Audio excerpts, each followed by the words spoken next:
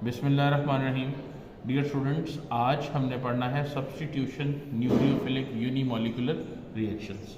मेरे बेटे, जैसा कि आपको जानते हैं कि लास्ट टाइम हमने जो है ना वो एपी एकेडेमिया के प्लेटफॉर्म से आपको सब्स्टिट्यूशन न्यूक्लियोफिलिक बाईमोलिकुलर रिएक्शन जो है एक्सप्लेन करने की कोशिश की थी। ठीक है मेरे बेटे, वहाँ पे लफ्ज़ इंपॉर्टेंट जो था वो था बाई।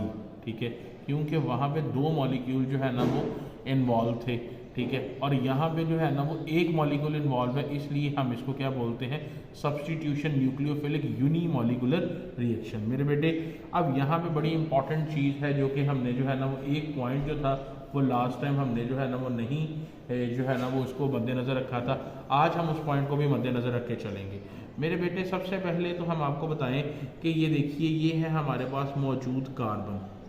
ठीक है, इस कार्बन के साथ तीनों तरफ जो है ना वो क्या मौजूद है, यहाँ पे भी मिथाइल ग्रुप मौजूद है, यहाँ पे भी मिथाइल ग्रुप मौजूद है, यहाँ पे भी मिथाइल ग्रुप मौजूद है, और यहाँ पे क्लोरीन मौजूद है। तो अगर हम देखें तो ये है तो अल्काइल हैलाइड। ठीक है, अब मामला ये है, यहाँ पे हमने देखना होता है ये क्लोरीन जिस कार्बन के साथ अटैच है, इस कार्बन को हम क्या बोलते हैं, इस कार्बन को हम बोलते हैं अल्फा कार्बन। कौन सा कार्बन? Alpha carbon. अब इस अल्फा कार्बन के साथ अगर आप गौर फरमाएं तो यहाँ पे आपको एक, दो और तीन कार्बन डायरेक्टली अटैच आपको यहाँ पे मिलेंगे। और इस तरह का कंपाउंड जिसके अंदर तीन कार्बन डायरेक्टली अटैच हों आपके अल्फा कार्बन के साथ, उस अल्काइल हैलाइड को क्या बोलते हैं, टर्शरी अल्काइल हैलाइड। ठीक है, तो मैं आपको बताना चाहता हूँ ये जो हमने कंपाउंड लिखा है ये टर्शरी अल्काइल हैलाइड है। अब ये जो टर्शरी अल्काइल हैलाइड है इसका रिएक्शन होता है यहाँ पे, ये जो यूनिमोलिकुलर रिएक्शन है यहाँ पे टर्शरी अल्काइल हैलाइड के मॉलिक्यूल जो होते हैं वो इन्वॉल्व होते हैं। यहाँ पे देखिए मेरे बेटे, यहाँ पे ये वाला जो ग्रुप है ना क्लोरीन, ये वही लीविंग ग्रुप है। इस ग्रुप ने लीव करना है और इसकी जगह नए ग्रुप ने ऐड होना है। अब बड़ा अहम मसला ये आ गया है, लास्ट टाइम हमने देखा था कि जिस स्पीड पे न्यूक्लियोफाइल आ रहा होता था उसी स्पीड पे लिविंग ग्रुप लीव कर रहा होता था। लेकिन यहाँ पर क्या होगा, यहाँ पे थोड़ा सा जो है ना वो चेंज है। अगर मैं आपको बता पाऊँ तो हो ये रहा है यहाँ पे कि लीविंग ग्रुप पहले ही लीव कर गया है।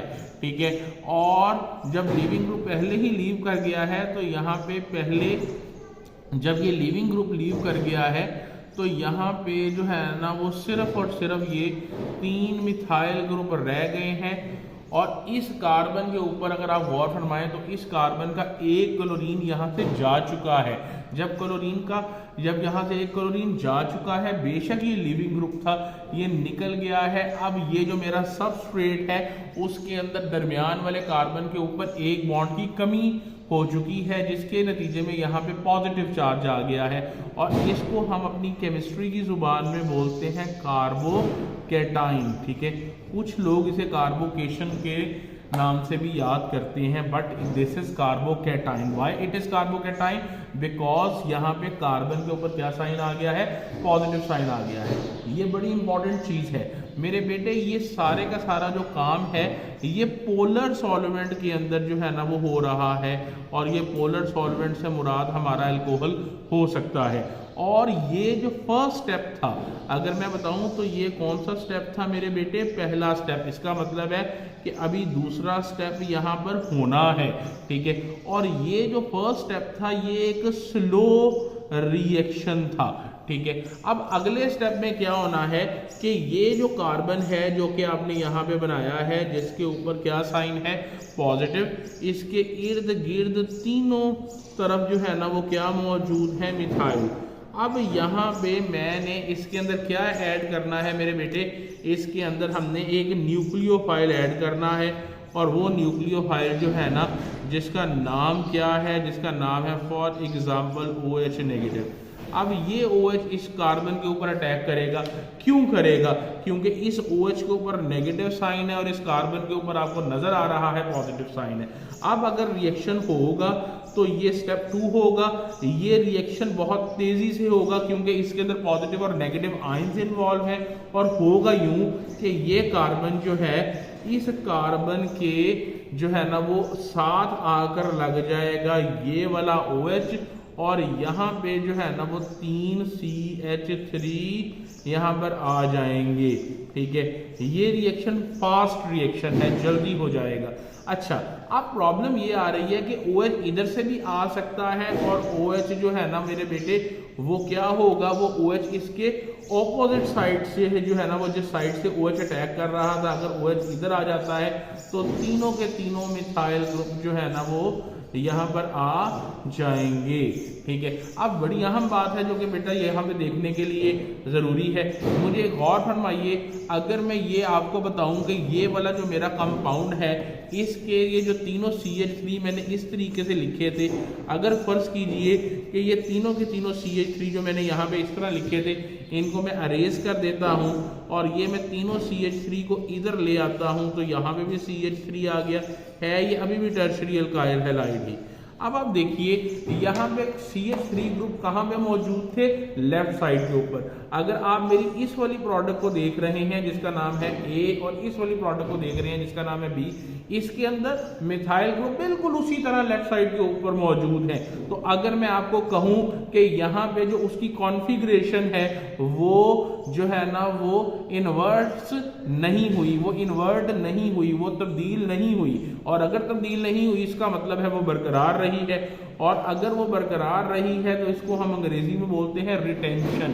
तो ये क्या हो जाएगा, रिटेंशन ऑफ कॉन्फ़िगरेशन। तो मॉलिक्यूल A के अंदर क्या हो रही है, रिटेंशन ऑफ कॉन्फ़िगरेशन। लेकिन अगर आप मेरे मॉलिक्यूल B को देखें तो मैं आपको बताऊं ये मेरा सबस्ट्रेट है, ये वाला अल्काइल हैलाइड टर्शियरी। यहाँ पे जो मिथाइल ग्रुप है वो लेफ्ट साइड पे थे। अगर आप B के अंदर देखें तो यहाँ पे जो है ना वो मेरे अल्काइल हैलाइड जो मेरे मिथाइल ग्रुप हैं वो राइट साइड के ऊपर आ गए हैं। तो यहाँ पे कॉन्फ़िगरेशन इन्वर्स हो गई है, इसको हम क्या बोलते हैं, इन्वर्जन ऑफ कॉन्फ़िगरेशन। तो आपने देखा है कि एक दफा जो है ना वो कॉन्फ़िगरेशन जो है ना वो इन्वर्स हो रही है और दूसरी दफा इन्वर्स नहीं हो रही। तो इसको मैं आसान जुबान में कह देता हूं कि 50% इन्वर्जन है और 50% रीटेंशन है। दूसरी बात जो मेरे बेटे मैं आपको बताना चाहता हूं यहाँ पे कि आपने एक और फर्क नोट किया है कि यहाँ पे लीविंग ग्रुप पहले ही लीव कर चुका था, उसने न्यूक्लियोफाइल के आने का इंतजार नहीं किया। और तीसरी बात मैं आपको बताना चाहता हूं, मैं आपको पहले भी बता चुका हूं लास्ट रिएक्शंस के अंदर भी कि मेरे बेटे आपने हमेशा हमेशा हमेशा किस स्टेप को कंसीडर करना है, स्लो स्टेप को रिएक्शन काइनेटिक्स के अंदर।